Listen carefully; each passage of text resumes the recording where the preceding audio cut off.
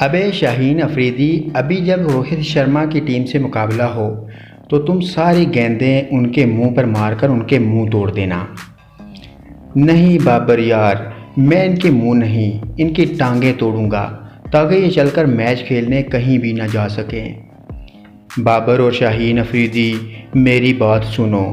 मेरे पास भी बहुत माया नाज किस्म के बाउलर्स हैं जो आपकी टांगों के साथ साथ आपके मुंह भी तोड़ सकते हैं। शाहीन अफरीदी, आप मेरी बात सुन लो।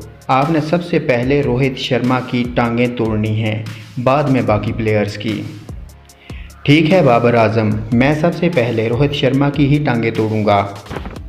नहीं यार, ऐसा ना करना। मेरी टीम आपकी टांगें तोड़ेगी और ना ही आप मेरी टीम की। हम बस क्रिकेट को एंजॉय करेंगे ताकि हमें देखने वाले अच्छा सबक हासिल कर सकें। हाँ रोहित यार, आपने ये बात बहुत अच्छी की। हमारी टीम की तरफ से आपको कोई भी परेशानी नहीं होगी।